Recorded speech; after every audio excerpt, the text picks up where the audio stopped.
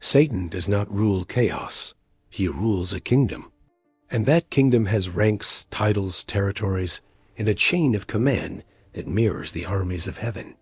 Most Christians imagine hell as a disorganized pit of random evil, demons floating aimlessly, tormenting whoever they stumble upon, operating without strategy or structure or purpose. But that picture is a lie. And believing that lie has cost the church more ground in spiritual warfare than almost any other deception the enemy has deployed. Jesus himself called it a kingdom. Matthew chapter 12, verse 26. If Satan casts out Satan, he is divided against himself. How then will his kingdom stand? He used the word kingdom, not mob, not gang, not horde, kingdom. And a kingdom by definition has a ruler, a hierarchy, and an organized chain of command. Today, we are going to rank every class of demon found in the Bible from the highest seat of fallen authority to the lowest wandering unclean spirit. And when we are done, you will understand exactly what you are fighting, how the enemy organizes his attacks, and why the name of Jesus outranks them all. We begin at the top, the supreme commander of the kingdom of darkness, the one the Bible calls by many names and describes with terrifying and specific detail. He is called Satan, which means adversary. He is called the devil, which means slanderer. He is called the dragon and the serpent of old in Revelation. Isaiah chapter 14, verses 12 through 15 describe his original position. He was called Lucifer, son of the morning. He was an anointed cherub who covered the throne. Ezekiel chapter 28, verses 13 through 15 says he was in Eden, the garden of God. Every precious stone was his covering on the day he was created. He was created perfect in beauty and full of wisdom. He walked among the stones of fire, and then iniquity was found in him, and he fell from glory. He said 5 times in Isaiah 14, I will ascend. I will exalt my throne. I will sit on the mount. I will be like the Most High. Pride was his sin. Self-exaltation was his downfall. And from that fall, he built a counterfeit kingdom designed to oppose everything God builds and everyone God loves. He is not omnipresent. He is not omniscient. He is not omnipotent. He is a created being with real limitations. But he compensates through delegation and organized hierarchy. Because he cannot be everywhere at once, he deploys ranks of fallen beings across the earth, assigning them territories, nations, regions, cities, families, and even individual human lives. Now let us go to the foundational passage that reveals the structure. Ephesians chapter 6, verse 12. Paul names 4 distinct ranks of demonic authority in one verse. He says we do not wrestle against flesh and blood, but against principalities, against powers, against the rulers of the darkness of this age, against spiritual wickedness. 4 ranks listed in descending order, each with a different title, a different function, and a different sphere of influence in the kingdom of darkness operating today. The first rank is principalities. The Greek word is archai. It means first ones, chief rulers, those who hold the highest positions of territorial authority under Satan. These are the highest-ranking demons beneath Satan himself. They are assigned to nations, empires, and entire regions of the world. They shape the spiritual atmosphere over civilizations.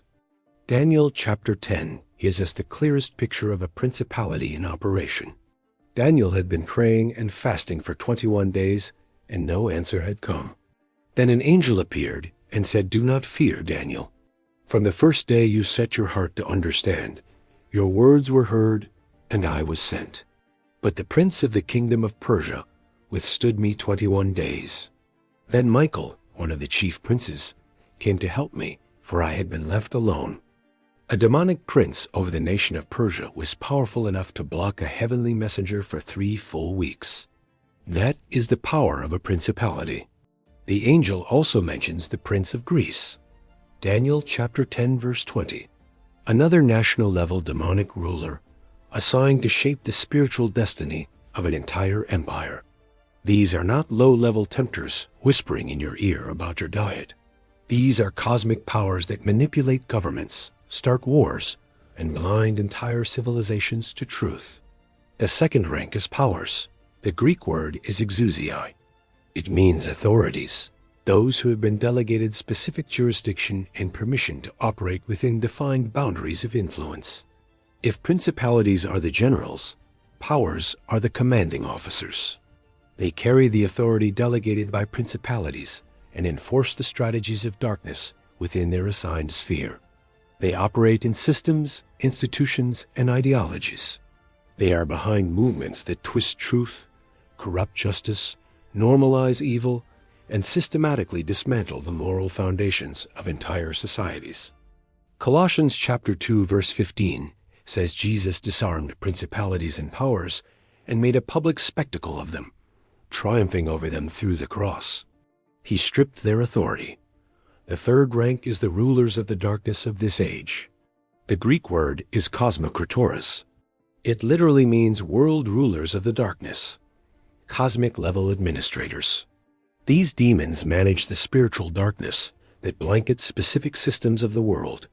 They oversee the machinery of deception in education, media, entertainment, religion, and global economics. They do not possess individuals. They possess systems. They sit behind the thrones of influence and ensure that the flow of information keeps humanity blind and enslaved.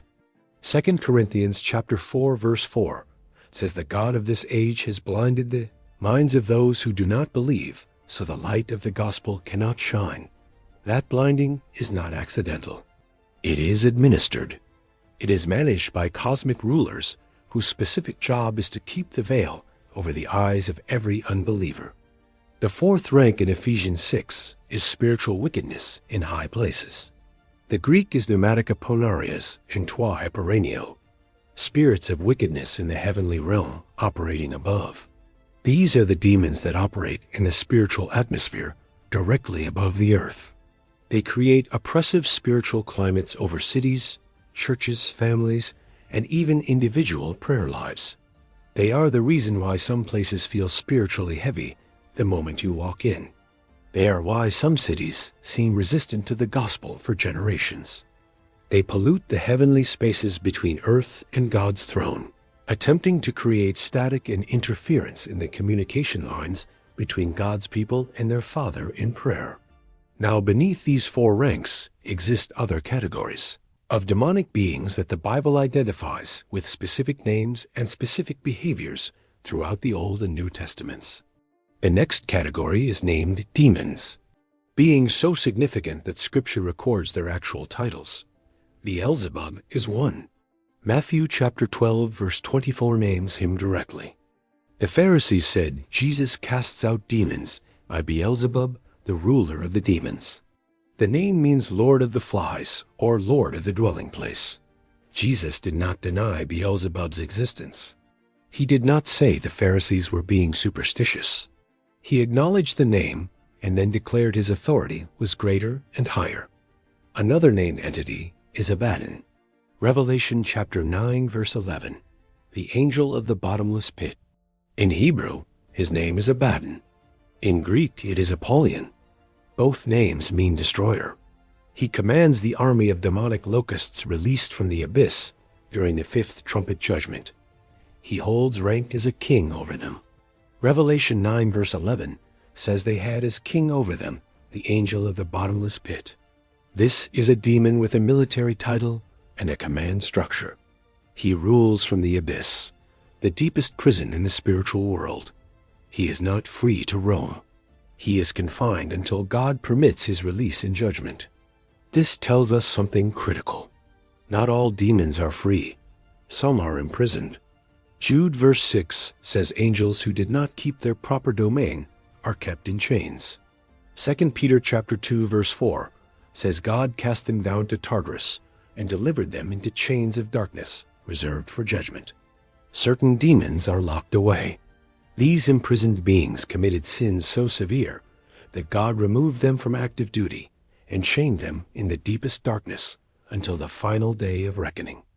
Many scholars believe these are the beings described in Genesis chapter 6, who crossed the boundary between the spiritual and physical realms and produced an unholy offspring. Now let us move down the hierarchy to a category that appears frequently in the Gospels: territorial and functional spirits assigned to specific sins, sicknesses, and forms of bondage.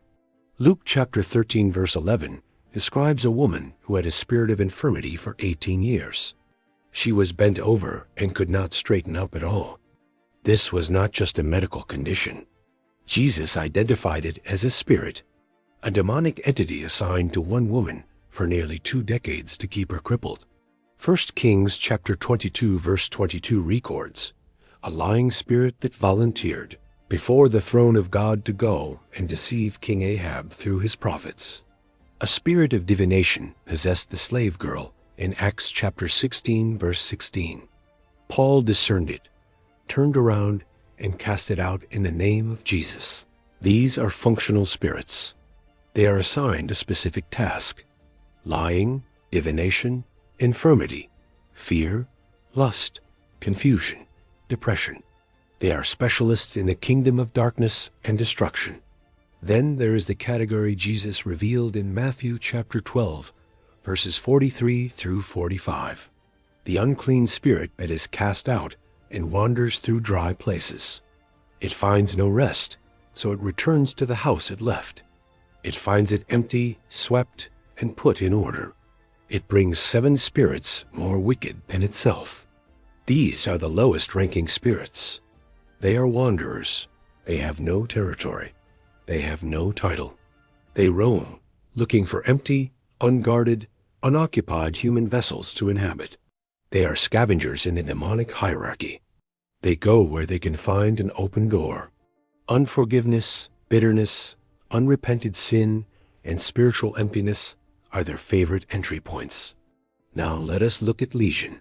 Mark chapter 5. A man possessed by so many demons that when Jesus asked their name, they said, "We are legion." A Roman legion was 6,000 soldiers. Whether the number was literal or an expression of magnitude, this man housed thousands of demons organized under one collective identity. Notice they operated as a unit. They had a spokesman. They negotiated. They begged Jesus not to send them out of the region. They requested the herd of swine. Even among the lowest ranking demons, there is structure. There is a chain of command. There is order. Satan's kingdom is evil, but it is not disorganized. Now here is where this entire teaching reaches its most important and most powerful and most liberating point. Every rank has already been defeated by one name alone. Philippians chapter 2, verses 9 through 11 says God has given Jesus the name that is above every name. Every name, not some names. Every single name. At the name of Jesus every knee shall bow, of those in heaven, and of those on earth, and of those under the earth. Every demon must bow. Principalities bow, powers bow, rulers of darkness bow, spiritual wickedness bows, Beelzebub bows, Abaddon bows, Legion bows, every spirit in hell bows at that name. Colossians chapter 2 verse 15 says he disarmed them. The Greek word means he stripped them naked of their weapons.